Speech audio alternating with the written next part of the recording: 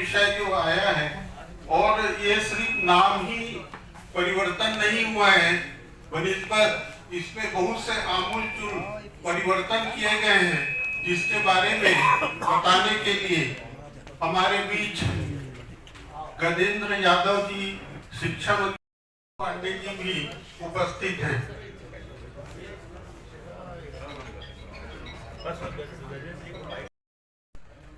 आप सब समझते हैं सार्वजनिक जीवन में बहुत से ऐसे आयोजन आ जाते हैं कि आज हम लोग एक महत्वपूर्ण विषय को लेके हम आप सबके बीच में बात कर रहे हैं। मेरा सौभाग्य है, नांदगांव मेरा प्रभात जिला है, और जिले में आज आपके होने का मौका मिला है। मुख्य विषय जो है, अभी जो नरेगा था, पहले नरेगा था, पहले उससे पहले और कई नाम थे। अभी जो उसने नए नामकरण हुआ है, वीबीजी राम जी। हम लोग सब जानते हैं हमारे देश के प्रधानमंत्री श्री नरेंद्र मोदी ने विकसित भारत को 2047 तक की परिकल्पना को लेके देश के अमूलचूल परिवर्तन, अधोसंरचना परिवर्तन और लोकल पारोकल और सब प्रकार के अलग अलग आयोजन पूरे देश में चल रहे हैं। अब उसने जो मनरेगा, जो हम बोलते थे मनरेगा को अभी वीबीजी राम जी के नाम से चल रहा है, उसका फुल फॉर्म हम बोल सकते हैं विकसित भारत गारंटी फॉर रोजगार और आजीविका मिशन ग्रामीण। अब इससे आप समझ सकते हैं कि मनरेगा और विकसित भारत गारंटी फॉर रोजगार आजीविका मिशन दोनों का अंतर मूलभूत क्या अंतर हो सकता है, काफी आप सबको मिल जाएगी। लेकिन जो प्रमुख पॉइंट में आप सबके बीच में कहना चाहता हूँ, पहले मनरेगा हम सब देखते हैं कि ज्यादातर मनरेगा का जो काम मूलभूत जो मिट्टी से रिलेटेड काम था, नहर का, तालाब का, नाली खुदाई का, गोदी खुदाई का, यही काम उसका होता है। और उस काम में हम सब देखते हैं कि कोई गांव है, मान लो किसी गांव का नाम लेते हैं, हर साल लोग जॉब कार्ड वाले एक साल गोदी खुलता था, उसी तालाब में गोदी माटी फेंकते थे, माटी को ऊपर चढ़ाते थे, फिर उसके साथ फिर जब गोदी खुलता था तो फिर उसी तालाब को उसी जगह पे खुदाई चलता था। तो सरकार का मकसद ये है कि मकसद रोजगार मूलक काम भी होना चाहिए, और रोजगार के साथ साथ जब पैसा सरकार जब दे रही है तो उसका एक अधोसंरचना उस गांव में होना चाहिए। तो अधोसंरचना के दृष्टिकोण से माननीय मोदी जी ने बहुत सारी चीज आधारभूत संरचनाएं उसमें प्रस्तुत की है। सबसे पहला जो मनरेगा, हम सब जानते हैं कि 80,000 करोड़ की मनरेगा की जो राशि थी, अभी नए जो हम लोग जो देख रहे हैं वीबीजी राम जी में, उसकी लागत 1,10,000 करोड़ से भी ज्यादा की उसकी राशि रखा है। जो काम पहले एक गांव में मैक्सिमम 100 दिन, 80 से 100 दिन, 60 से 100 दिन का काम गाँव में 80 दिन से गाँव में 100 दिन मैक्सिमम था, उसको न्यूनतम 125 दिन होने घोषित किया।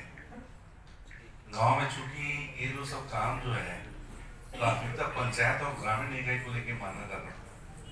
हम लोग सब जानते हैं गांव वालों का जो मुख्य काम खेती पे है,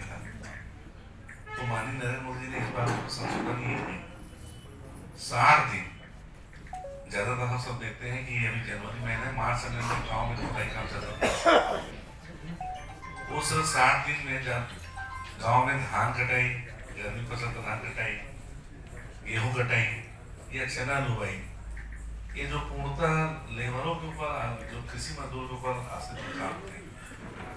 जिससे कि गांव में शिकायत रहती कि मनरेगा गोदी खुल गया, गोदी खुलने के कारण किसानों को लेबर की समस्या है और मुझे खेती में बहुत समस्या आ रही है। तो माननीय मोदी जी ने राज्य सरकारों को अधिकृत किया है कि जिन जिन गाँव में जो स्थानीय लेवल पे जो खेती होती है, उन खेती के आधार पे 60 दिन जब खेती का जो समय रहेगा बुआई का या कटाई का, उस समय सरकार चाहे तो मनरेगा ना चल के जो बाकी दिन जब किसान खाली रहता है, मजदूर खाली रहता है, उस समय ही मनरेगा चले। इन सब के अलावा गांव को इकाई हम सब माने, लेकिन इस बार उसने उसमें अमूलचूल परिवर्तन नहीं किया है। गांव के साथ साथ पहले पंचायत ही उसकी इकाई हुआ करती थी, पंचायत में काम गोदी खुलता था, और देखते हैं कई बार 2-2 साल तक लोग पेमेंट के लिए लोग आंदोलन भी करना पड़ रहा था। कई गाँव ऐसी होती है कि पंचायत में गोदी खुल गया, लेकिन वो ठीक से वो अधिकारियों द्वारा मूल्यांकन नहीं किया गया, वो एंट्री नहीं हुआ, तो बहुत सारी चीज उसमें कई गांव के लोग कई महीनों तक पैसे नहीं घूमते रहे। अभी उसमें जब ये काम चालू होगा तो उसमें पंचायत भी वहाँ रहेगा, जनपद भी वहाँ रहेगा, जिला पंचायत भी रहेगा, जिला पंचायत शासन, राज्य शासन भी पूरा उसमें वहाँ रहेगी। जॉब कार्ड में एआई आधार, एआई बेस्ड पे इस बार जॉब कार्ड है, डिजिटल जॉब कार्ड रहेगा, ताकि किसी प्रकार की जो कई बार हम बोलते हैं गाँव शिकायत आती है, जनरली गाँव में विवाद होता है कि फलाना नाम का भी रहता है, नहीं उसका नाम गोदी खोल गया, भ्रष्टाचार जो होता है, तो भ्रष्टाचार मुक्त इस बात का जो एआई बेस्ड जो डाटा हम लोग डिजिटलाइज कर रहे हैं उसको, उससे किसी प्रकार से कोई भी चोरी या ऐसा कोई काम नहीं होगा जिसमें कोई भ्रष्टाचार के आक्षेप लगे। इनके अलावा ये जो हम लोग जो नया जो हमारा जो वीपी जी राम जी ने माननीय मोदी जी ने ऐसा तय किया है कि इंफ्रास्ट्रक्चर, आप सब समझ सकते हैं कि आजीविका मिशन रोजगार एवं आजीविका मिशन इसका नाम जो दिया गया है, गारंटी फॉर रोजगार एंड आजीविका मिशन ग्रामीण। उसका ये है कोई गांव में ग्राम पंचायत में मान लो कोई गांव का पंचायत चाहता है कि वहाँ हाट बाजार बनाए, गांव का पंचायत चाहता है कि व्यवसायिक परिसर बनाए, मछली पालन के लिए भी तालाब खुदाई का जो पुराना जो तालाब खुदाई था उसको हमने तालाब के साथ साथ मछली पालन के दृष्टिकोण से भी हम इसको जोड़ सकते हैं। इन सब के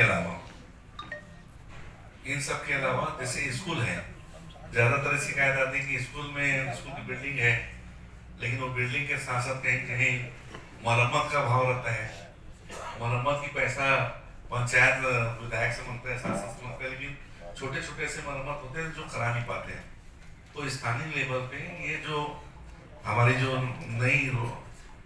जी राम जी योजना है, जी राम जी योजना में मरम्मत का भी काम हो तो मरम्मत का काम भी पंचायत आराम से कर सकती है। वाटर हार्वेस्टिंग के दृष्टिकोण से स्कूलों में वाटर हार्वेस्टिंग सिस्टम अगर पंचायत लगाना चाहे, सरकारी बिल्डिंगों में लगाना चाहे तो वाटर हार्वेस्टिंग सिस्टम, ये सब चीजों को नरेंद्र मोदी ने जोड़ा है। कुल मिला के हेतु ये है कि मनरेगा और विकसित भारत जो हम जी राम जी योजना है, दोनों में बेसिक अंतर ये है, पहले सिर्फ सरकार एक फॉर्मेलिटी के लिए काम करती थी जिसमें कई प्रकार की शिकायत आती थी, कई भ्रष्टाचार होते थे,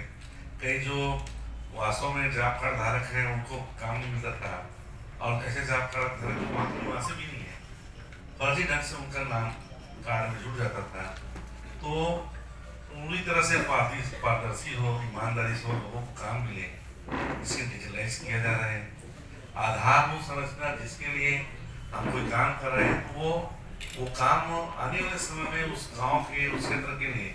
एक बड़ी अधोसंरचना के रूप में वो काम करे जो गांव का विकास हो। साथ ही साथ किसानों के लिए भी इसमें लिया गया है। कोई गांव में जैसे कुछ सब्जी की कोई अलग अलग प्रकार की सब्जियां होती है देश में,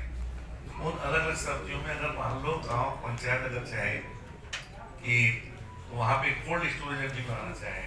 तो इस जी राम जी योजना में कोल्ड स्टोरेज तक की बनाने का प्रावधान माननीय मोदी जी ने किया है।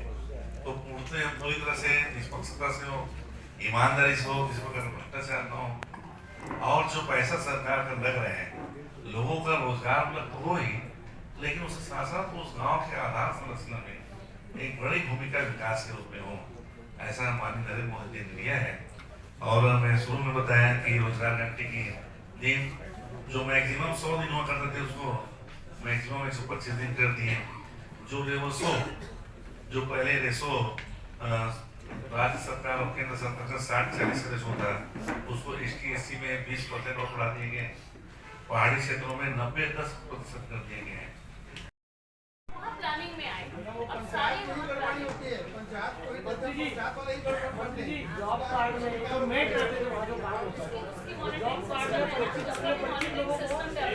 कार्ड में ये सारे भ्रष्टाचार में हमारे के तुमने उस पर क्या काम करेंगे। ठीक है, बहुत बहुत धन्यवाद।